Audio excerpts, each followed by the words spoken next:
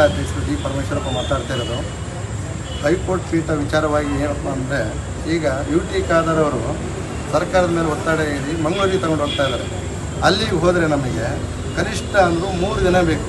ಅದಕ್ಕಿಂತ ವಿಚಾರ ಏನಪ್ಪ, ಈಗ ಬೆಂಗಳೂರಲ್ಲಿದೆ, ಸದ್ಯಾಬಿ ಟ್ರೈನ್ ಇದೆ, ಬೆಳಗ್ಗೆ ಹೋದರೆ ಮತ್ತು ಸಾಯಂಕಾಲ 9 ಗಂಟೆಗೆ ನಾವು ಶಿವಮೊಗ್ಗ ರೀಚ್ ಆಗ್ತೀವಿ. ಇಲ್ಲಿ ಯಾಕೆಂದರೆ ಎಲ್ಲರೂ ಭಾಳ ದೊಡ್ಡ ಬಡವರು ಇರೋದ್ರಿಂದ ಶಿವಮೊಗ್ಗ ಜಿಲ್ಲೆಗೆ ಬಸ್ಸಿನ ವ್ಯವಸ್ಥೆ ಬಿಟ್ಟರೆ ಟ್ರೈನ್ ಆಗಲಿ ಅಥವಾ ಬೇರೆ ಆಗಲಿ ವ್ಯವಸ್ಥೆ ಇಲ್ಲ. ಅಲ್ಲಿರೋ ಊಟ ತಿಂಡಿ ಮತ್ತು ಲಾಡ್ಜಿಂದ ಎಲ್ಲ ನೋಡಿದರೆ 3 ದಿನ ಬೇಕು. 1 ದಿನಕ್ಕಾಗೋ ಕೆಲಸನ 3 ದಿನಕ್ಕೆ ಬೇಕು. ಹಾಗಾಗಿ ನಮಗೆ ಇಲ್ಲಿ ಶಿವಮೊಗ್ಗ ಮಾಡಿಕೊಟ್ರೆ ತುಂಬ ಅನುಕೂಲ ಆಕೈತಿ. ಈ ಕಡೆಗೆ ಚಿಕ್ಕಮಗಳೂರು, ದಾವಣಗೆರೆ, ಚಿತ್ರದುರ್ಗ ಈ ಕಡೆ 4-5 ಜಿಲ್ಲೆಗಳು ಆಗೋದ್ರಿಂದ ನಮಗೆ ಹೈಕೋರ್ಟ್ ಪೀಠನ ದಯಮಾಡಿ ಸರ್ಕಾರ ಒತ್ತಾಯ ಮಾಡ್ತಾ ಇದ್ದೀವಿ, ಶಿವಮೊಗ್ಗಕ್ಕೆ ಕೊಡಬೇಕಾಗಿ ವಿನಂತಿ ಮಾಡ್ಕೊತಾ ಇದ್ದೀವಿ. ಇಲ್ಲದಲ್ಲಿ ಮುಂದಿನ ದಿನಗಳಲ್ಲಿ ಶಿವಮೊಗ್ಗದಲ್ಲಿ ದೊಡ್ಡ ಮಟ್ಟದ ಹೋರಾಟವನ್ನು ಹಮ್ಮಿಕೊಳ್ತೇವೆ ಅಂತಂದೇಳಿ ಸರ್ಕಾರಕ್ಕೆ ಎಚ್ಚರಿಸ್ತಾ ಇದ್ದೀವಿ.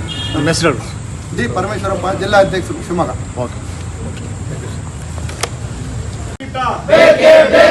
ಮಂಗಳೂರಲ್ಲಿ ಆಗ್ತಿರೋ ಹೈಕೋರ್ಟ್ ಪೀಠ ರದ್ದಾಗಬೇಕಂತೆ. ಮಂಗಳೂರಲ್ಲಿ ಆಗ್ತಿರೋ ಹೈಕೋರ್ಟ್ ಪೀಠ ಮಂಗಳೂರಲ್ಲಿ ಆಗ್ತಿರೋ ಹೈಕೋರ್ಟ್ ಪೀಠ ಬೇಕೇ ಬೇಕು, ಬೇಕೇ ಬೇಕು, ಬೇಕೇ ಬೇಕು. ಅಯ್ಯೋ ಎಲ್ಲೋವರೆಗೂ ಹೋರಾಟ, ಎಲ್ಲೋವರೆಗೂ ಹೋರಾಟ. ಅಯ್ಯಯ್ಯೋ ಅನ್ಯಾಯ, ಅಯ್ಯಯ್ಯೋ ಅನ್ಯಾಯ. ಹೇಳ್ರಿ ಅಧ್ಯಕ್ಷರೇ, ಅಧ್ಯಕ್ಷರೇ ಹೇಳಿ. ಕರ್ನಾಟಕ ರಕ್ಷಣಾ ವೇದಿಕೆ, ಕನ್ನಡ ಸೇನೆಗೆ, ಕನ್ನಡ ರಕ್ಷಣಾ ವೇದಿಕೆಗೆ